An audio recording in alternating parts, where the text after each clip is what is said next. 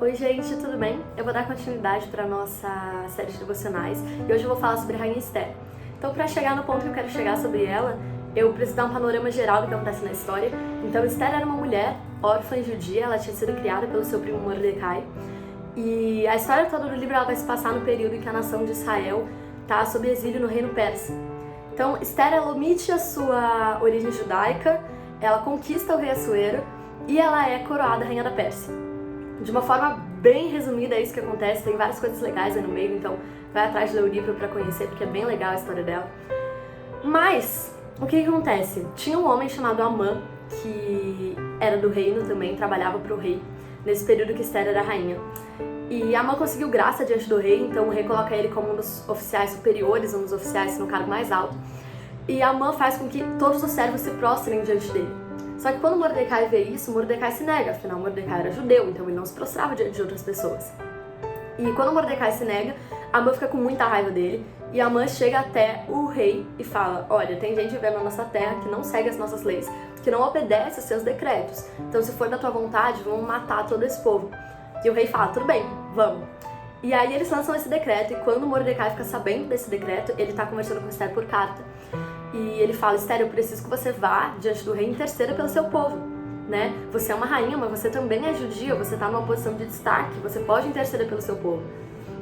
E aí, Esther responde pra ele, demonstrando que ela tá com medo, porque naquela época a rainha não poderia se colocar na presença do rei sem ter sido convidada.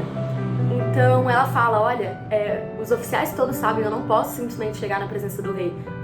A rainha corria inclusive risco de morte se ela fizesse isso. E aí Mordecai responde pra ela, e que é o foco do que eu quero falar hoje, que tá lá nos versículos 13 e 14 do capítulo 4, que fala assim: não pense que por estar no palácio real você será a única entre todos os judeus que conseguirá escapar. Porque se você ficar calada agora, de outro lugar virá socorro e livramento para os judeus, mas você e a casa de seu pai perecerão. Mas quem sabe se não foi para uma conjuntura como essa que você foi elevada à condição de rainha.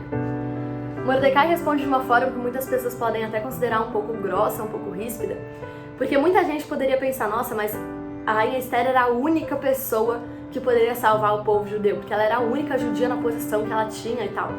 Só que Mordecai é muito sincero, vira pra ela e fala: olha, você não é a única, porque se você não fizer, Deus não vai deixar que acabe com o povo dele. Se você não fizer, Deus não vai deixar com que o plano dele não seja cumprido, porque você não teve coragem de fazer. E Mordecai é muito sincero com ela, só que isso também serve pra gente, e isso acontece com a gente em vários momentos da nossa vida. Em muitos momentos da nossa vida a gente se nega a cumprir o nosso propósito, seja por vergonha, seja por medo, seja por tristeza, seja por raiva. Pode ser por 1001 motivos, mas a gente passa por alguns momentos em que a gente não tem coragem de fazer o que Deus nos colocou para fazer. Só que Deus, ele quer te usar da forma que só você pode ser usado, né? Deus nos criou seres humanos diferentes, então eu não sou igual a você, você não é igual a uma outra pessoa da sua família. Nós somos todos diferentes, com personalidades diferentes, vivências diferentes, experiências diferentes. Então ele quer te usar da forma que só você pode ser usado. Só você vai fazer as coisas do jeito que você faz. Mas se você não fizer, Deus vai levantar uma outra pessoa e essa outra pessoa vai fazer. Ela não vai fazer do seu jeito, mas ela vai fazer. Deus não vai deixar que o plano dele seja impedido, porque uma pessoa não teve a coragem de cumprir o seu propósito.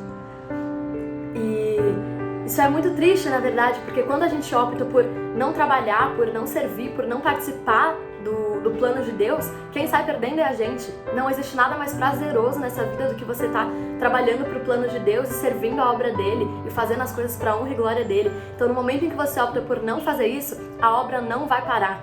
Deus não vai deixar que a obra dele pare porque uma pessoa não fez o que deveria fazer. Ele vai levantar outras pessoas que façam e no fim a única pessoa que vai perder é você. Então, eu não vou contar o fim da história de Esther. Lê o livro para descobrir, é uma história muito legal, é uma das minhas histórias prediletas. Mas que a gente possa refletir sobre isso, que o medo, a insegurança, a vergonha, a tristeza, nada disso nos impeça de fazer a obra de Deus. Que a gente esteja sempre a fim de nos aprimorar cada vez mais disso, de cumprir o nosso propósito, porque Ele não colocou um propósito na nossa vida à toa. E é isso, tchau!